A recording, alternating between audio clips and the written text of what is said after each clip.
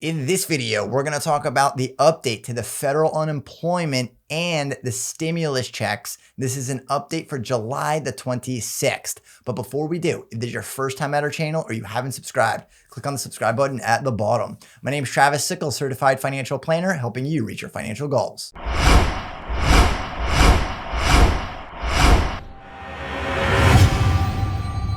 So there are two interviews that I want to talk about today that are going to cover the pandemic unemployment assistance, that's $600, and the second round of the stimulus checks.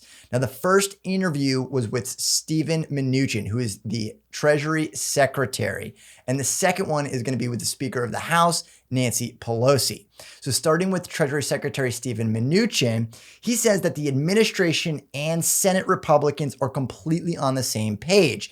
So the bill is supposed to be introduced tomorrow, Monday, July the 27th. Now, we were expecting it late last week, but obviously that did not happen. The common theme that we've been hearing with this bill is it's going to be for jobs and kids. There's going to be a focus on getting kids back to school and getting people back to work. He talked about three separate points in the interview. The first one was looking at tax credits to rehire people, and that's getting people back to work. So it looks like it's going to be for the businesses, whether they're small or large businesses, to get a tax credit to rehire employees. The second point that he talked about was the PPP. Now, this isn't just an extension of the PPP like it is right now to August the 8th. This is going to be a round two, but it sounds like it's going to be a more targeted approach to the Paycheck Protection Program for those businesses that were hit or had a reduction in their revenue of about 40 to 50%. But those details still haven't come out.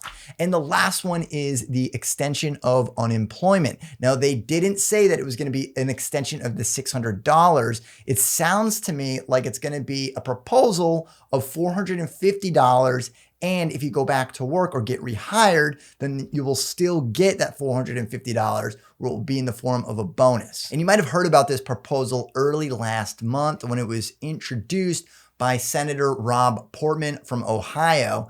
And you can see right here on his website, there's a recap, and it says that he highlighted his proposal of providing $450 a week for individuals returning to work, meaning they'd receive their wages plus this $450 bonus. Now, it's still unclear exactly what this proposal would look like, whether or not it's going to be $450 as a bonus for a couple of weeks or through the end of the year.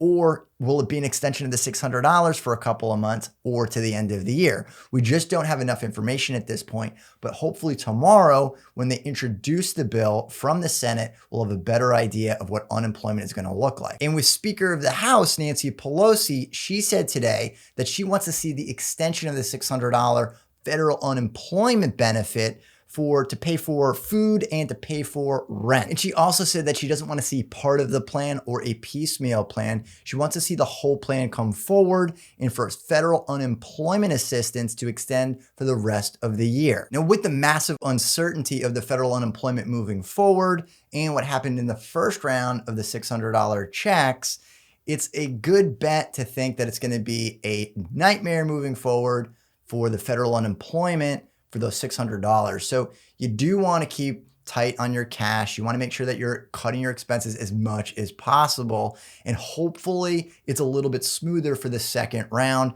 But the good news is it does look like there's going to be additional checks. It's just a matter of when you're going to get those in your hands, which I know is a huge deal, and how fast and how much it's going to be. And with the stimulus checks at this point, it looks like it's going to be similar to the first round with the same adjusted gross income limits and the same $1,200. But it's not signed into law just yet or even proposed. So we want to keep a close tab on that. Hopefully it'll be actually delivered tomorrow, because again, last week it was delayed day after day and we didn't get a proposal just yet. And as I mentioned on previous videos, if there's something that you could do right now, it's cutting your expenses and taking a look at your cash on hand to see if it makes sense to reduce your adjusted gross income so you could possibly qualify for those stimulus checks moving forward. But you can possibly wait on that until tomorrow, or at least wait until it's introduced so you have a better idea idea of the starting point for the adjusted gross income. And if you have a Roth IRA, you can access the money that you put into that Roth IRA at any point, at any age, without penalty. But if it's invested in the market at this point, and you think that you're going to take money out of your Roth IRA, you might want to consider putting that money into cash. Again, this goes in with your financial planning and your particular situation of whether or not that's the right move. It's not a prediction of where the market's going to go, but if you think that you're going to take the money out in a relatively short amount of time, investing in the stock market is a long-term move. So you want to weigh the pros and cons of your particular situation. So if you do need to tap your Roth IRA for additional cash flow while you're waiting for a stimulus check, or you're waiting for an extension of the unemployment benefits, then that is something that you can do. There's a ton of other strategies. And if you have questions or comments, leave them in the comments down below. And if you've enjoyed this video, be sure to subscribe and leave your comments down at the bottom.